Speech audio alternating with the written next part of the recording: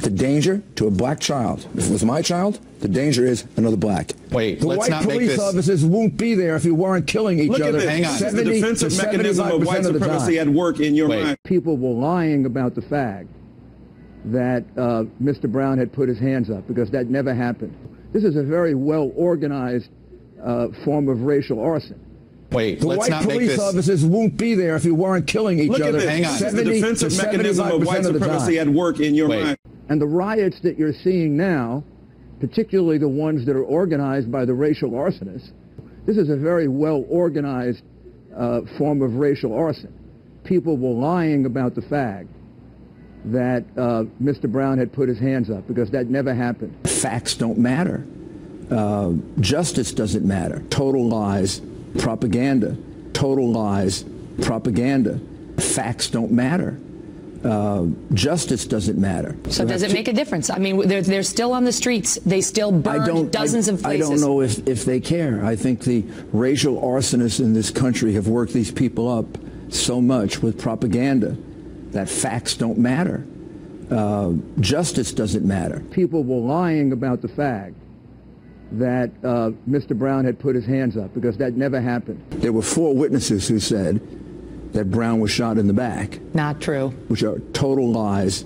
Wait, let's not make this. The white police officers won't be there if you weren't killing each other. Hang on. The defensive mechanism of white supremacy at work in your mind. Wait, let's not make this. The white police officers won't be there if you weren't killing each other. Hang on. The defensive mechanism of white supremacy at work in your mind. I find it very disappointing that you're not discussing the fact that 93% of blacks in America are killed by other blacks.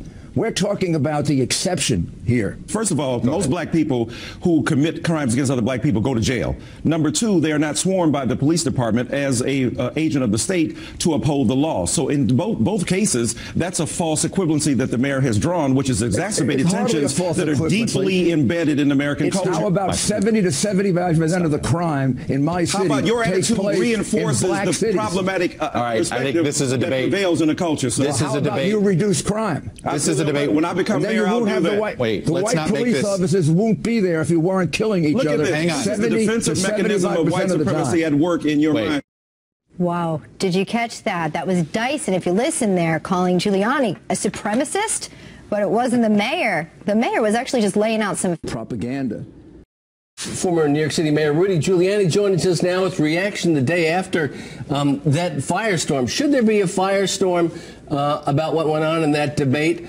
Are you a white supremacist, Mayor Giuliani, as Professor Dyson was suggesting? Of course, I'm not even going to dignify that with an answer, except for the fact that up until the time I became mayor, thousands of blacks were being killed every single year. I probably saved more black lives as mayor of New York City than any mayor in the history of the city. Propaganda. Thousands of blacks were being killed every single year.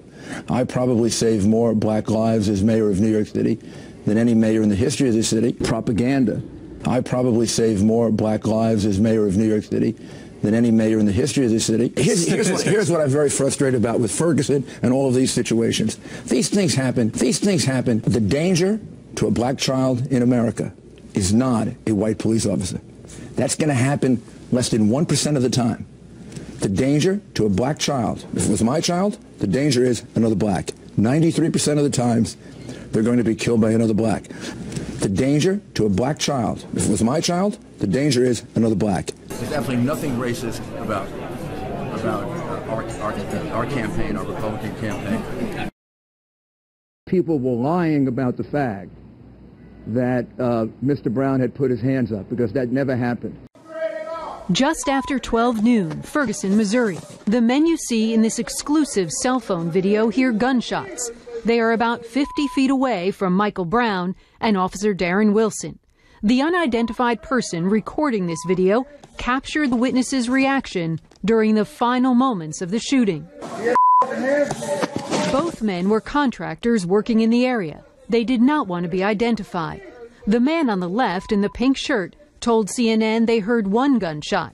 Then, about 30 seconds later, a second shot. He says he saw Michael Brown staggering. Then he says Brown put his hands up and said, "Okay, okay, okay." The witness told us the cop didn't say get on the ground, he just kept shooting.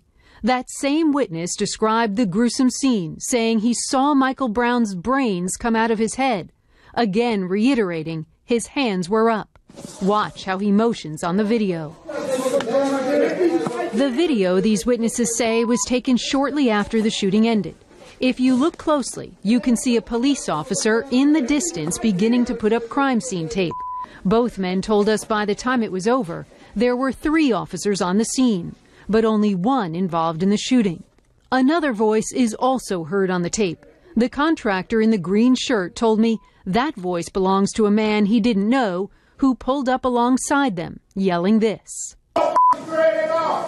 That same contractor in green also told me that he saw Michael Brown running away from the police car. He said Brown put his hands up and that the officer was chasing him.